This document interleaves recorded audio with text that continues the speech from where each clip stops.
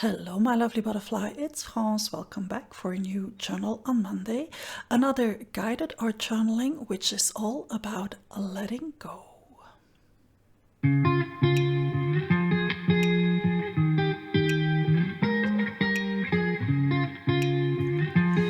These are all the products that I've used for today's video. As per usual, they're all listed in the description of this video, as are the chapters, so you can pause and follow along super easily for each layer so that you can create this spread together with me. Let's start by placing down a mask so that we can preserve a little area for our focal point later on, no matter the texture that it is we're going to play with. We're also going to use a piece of kitchen roll as mask so that we can create a nice grudgy edge to the texture. Next up, I selected two of my stencils, the Harlequin small and Harlequin large one, and I'm going in with grunge paste, but you can go in with whatever kind of modeling paste it is you have. I selected the grunge paste, well, because it is nicely grungy and also because it dries pretty fast. I want to repeat this pattern over and over, so if this dries faster, it will make it easier for me. As I'm doing this, I have to admit that I'm pretty edgy. I have a couple of things going on that are not so pleasant, nothing inhumane, life, but nonetheless, I'm a bit edgy and I'm getting grunge paste all over on my fingers, on my table, because I am a bit edgy. And this is one of the reasons that I love art journaling or even more creative soul searching, because just by accepting this process and giving into it, it will allow me to let go of all those thoughts and have a different perspective on them, a more calm perspective. So I keep on repeating this. I don't care all the smudging and the getting the paste all over. I just move forward so that I can get into the zone and so that I can let go.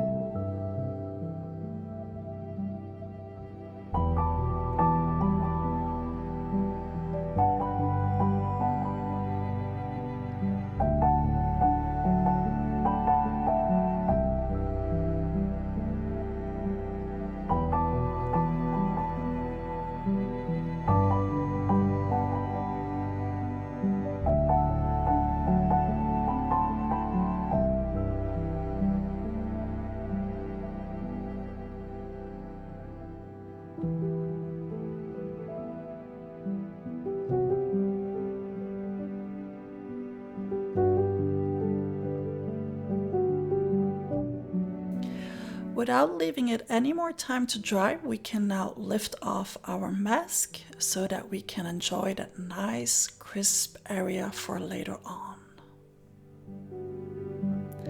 Let's leave this aside to dry and grab some pieces of paper. A good thing to do when you're edgy is to rip paper. So that's exactly what we're going to do. Just ripping some strips to use on our spread. Meanwhile, the grunge paste is as good as dry, so we can go in with glue and glue down all these little pieces of paper on our spread. I opted for one side to create a real edge to my spread, but you're working in your journal, so do whatever makes you happy and glue them down in a fashion that, well, makes you happy.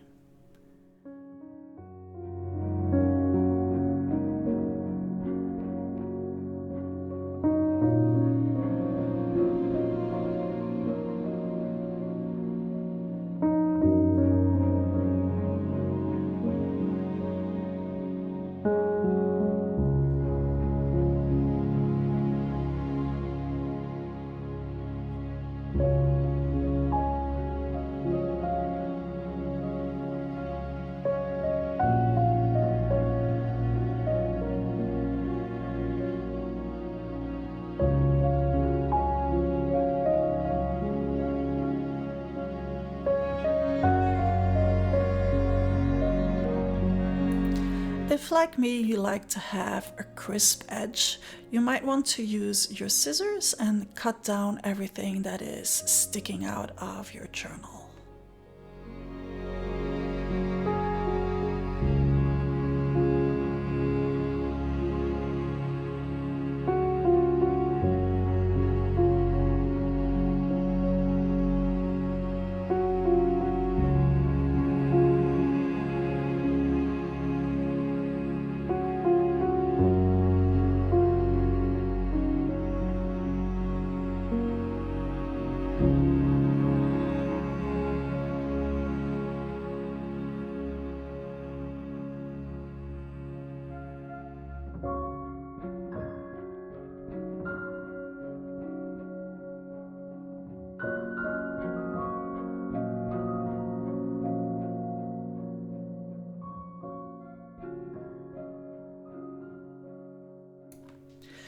Before we move on, let's make sure that everything is sticking nice properly, because with all the mediums that we're going to apply, we're going to have some warping, and a bit of warping is nice because it will add that grungy touch to our spread, but too much warping and the pieces might come loose later on.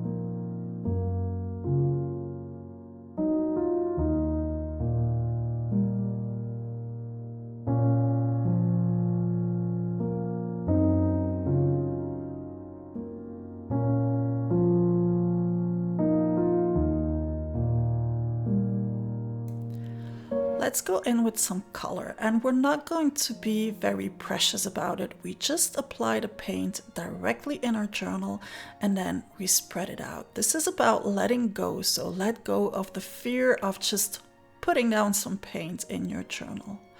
For the first step, we're going to pull the paint with a paintbrush within all that nice texture that we have created. And then to create a gradient, to have some kind of effect in that paint, we're going in with a baby wipe to continue to pull a paint towards the other side of our journal, so that we have a gradient from dark to light, from textured to non-textured.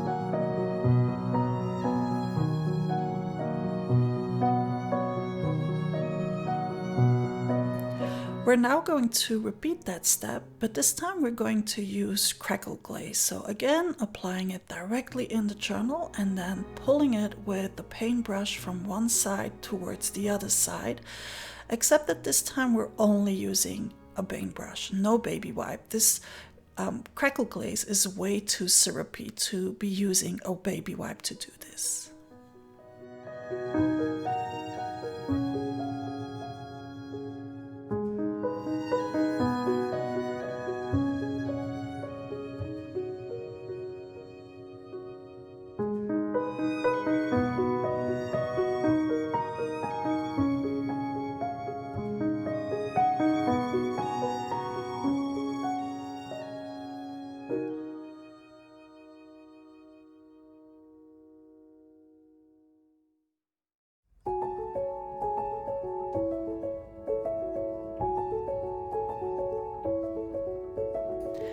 Now you can heat set this if you're very careful with your heat gun not to cook the crackle glaze.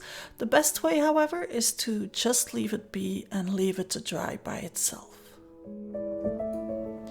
We're going to create another gradient, this time using darker colors, 2 shades from the same family, and we're going to go back in with a baby wipe, with a paintbrush, just like we did for the first layer of color. Starting from one edge with the darkest color and then pulling it towards the other side with our paintbrush. Now you might think that yes, we have the crackle glaze, and this is not the best way to work on top of crackle glaze if you want to have nice accentuated cracks. But the crackle glaze that we applied here is just to add some more interest to the texture that we already have going on. So we're not aiming for full crackles everywhere, but just tiny hints of crackles here and there.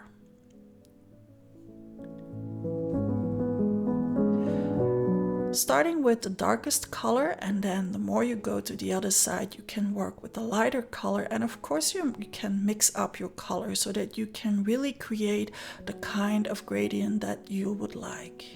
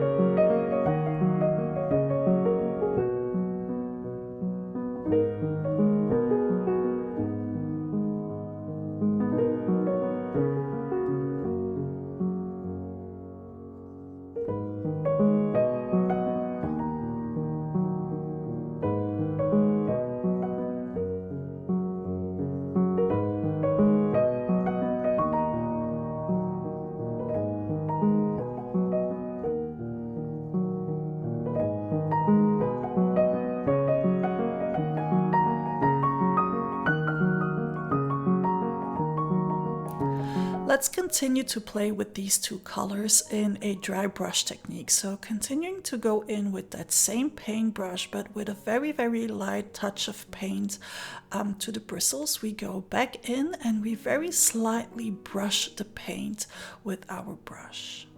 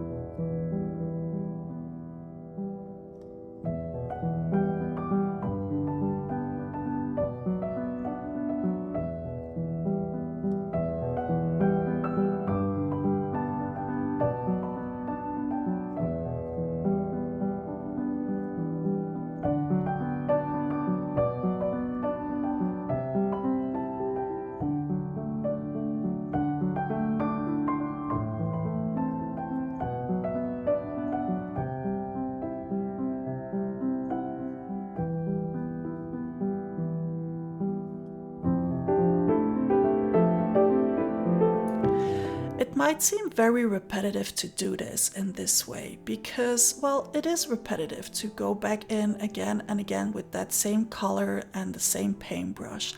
But it's actually that repetitiveness that allows us to let go, that allows us to get into that state of mind that enjoys the process, where each brushstroke actually changes the aspect of the spread and actually makes you realize that you are creating.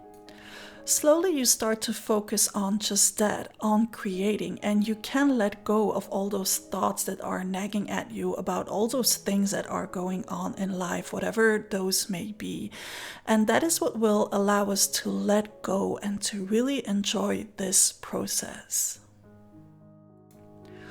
Once you feel like you've had enough of that repetitiveness, you can move on to something else. And for our next step, we're going in with one color of infusions, just dabbing it on all that yummy texture that we have going on, and then spraying it with water. This will allow us to accentuate some of those crackles, even if it covers up the color that we have in the background. And at the same time, it will allow us to make that yummy texture that we created on the edge sing.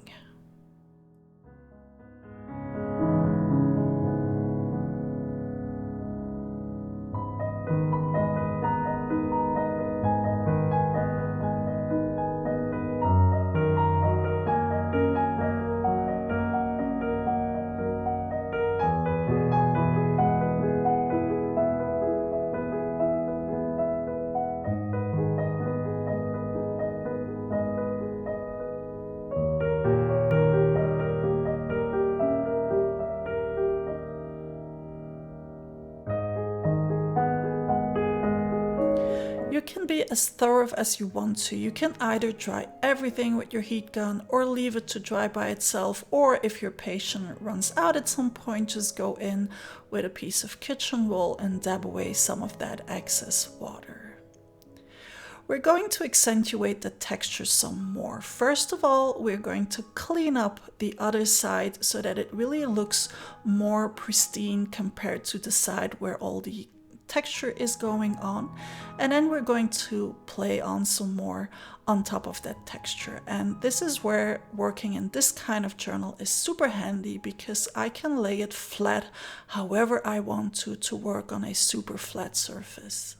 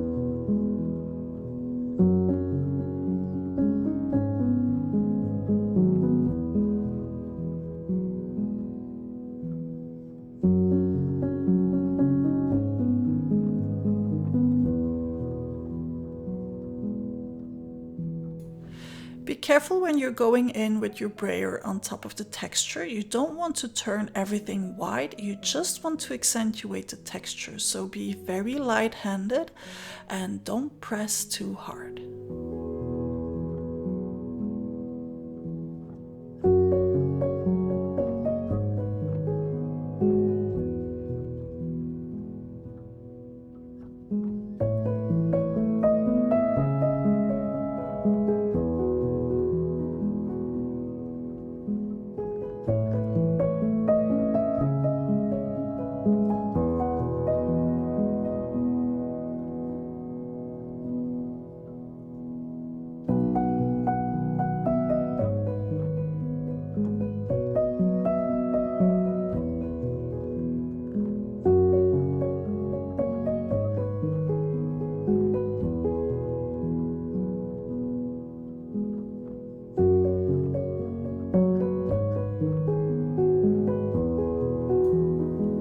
We're going in also with a softer color that is still lighter, like a very light blue in my case, but still not as wide, so that the contrast is less harsh between what we already created on the spread and the accentuating of the texture.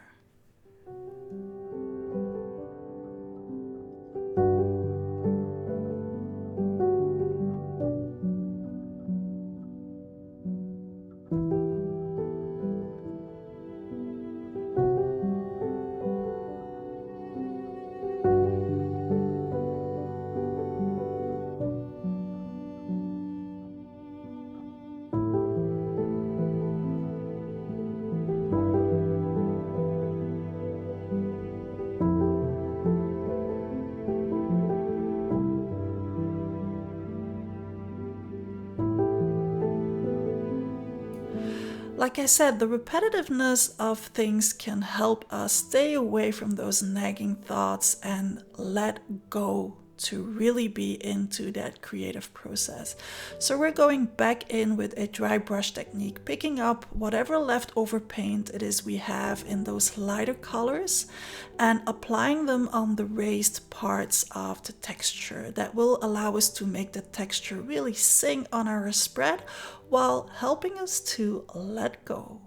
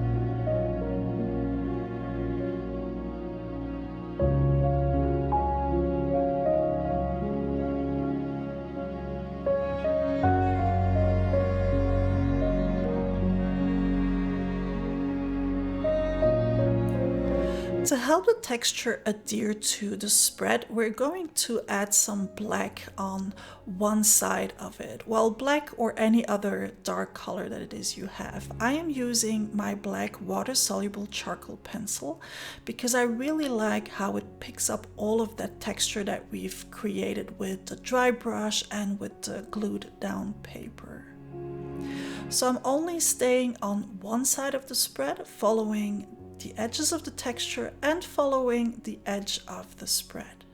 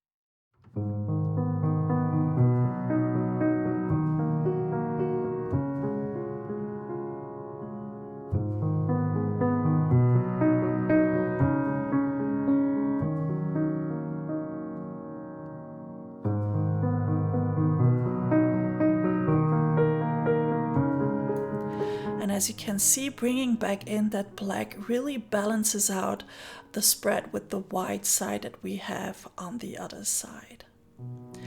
Let's place back the mask that we used for the beginning, and let's add some of that accent around our focal point area as well, so that it really stands out from the rest of the spread. And this will also help to see that there's actually no texture going on in that area.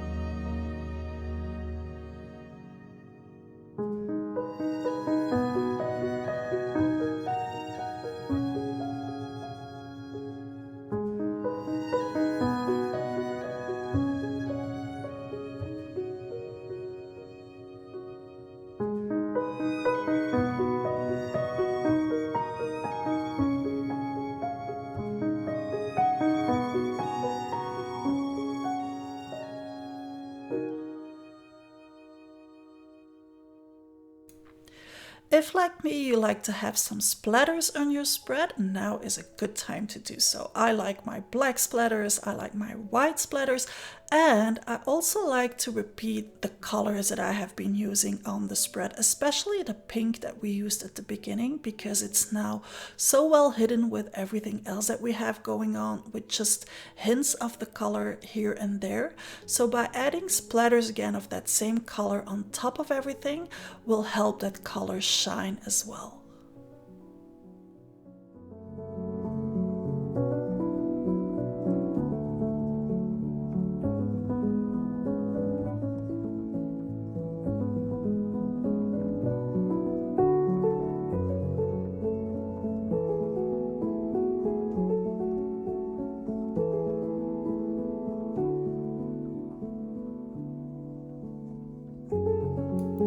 We're going to add some stamping just on that one very texturized edge, just to darken it up a little bit more. So look in your background stamps, whatever it is that you could be using to do that.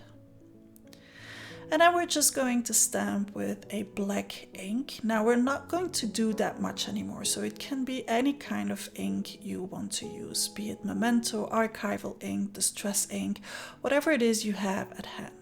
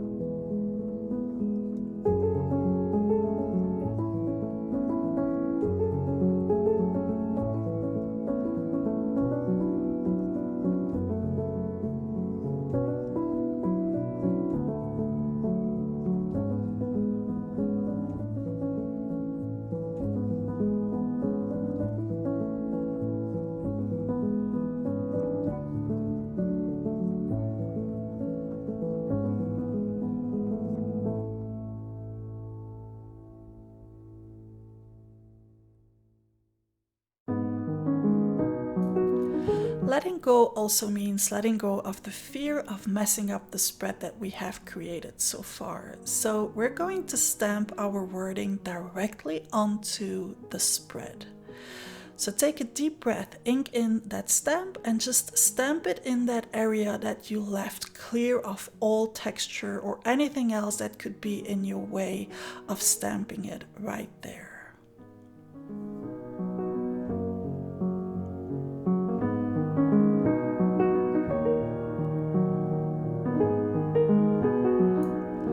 While you're doing this, you can still remind yourself that if anything goes wrong, you can still stamp your words on a piece of paper and glue it over whatever accident it is you had on the spread.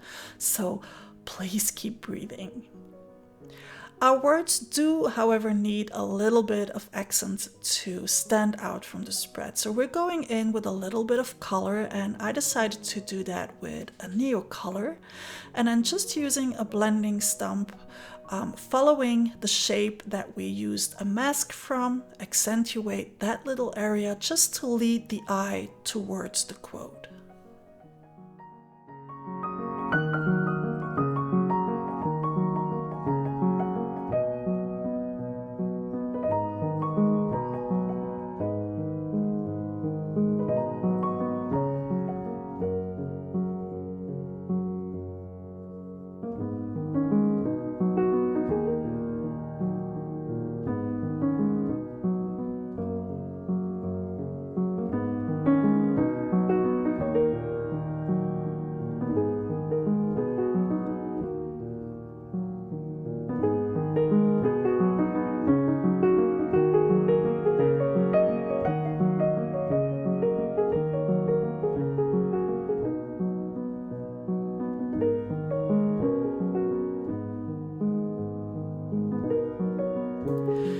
If you would still like your words to stand out a bit more from the spread, what you can do is go over them with a little bit of glossy accents. I'm doing this with a super fine paintbrush just to go over the letters that I stamped and then walk away, leave it to dry, because the chances are that you might put your elbow in there. Can you feel the experience here? Just leave it be so that it can dry by itself.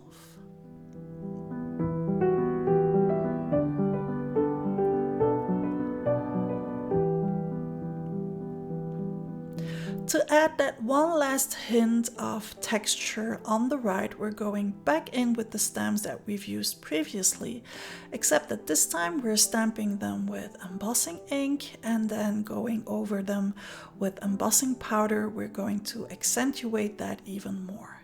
I opted for distress embossing powder, so it's not a very regular finish, but you do you, and you go in with whatever kind of embossing powder would make you happy.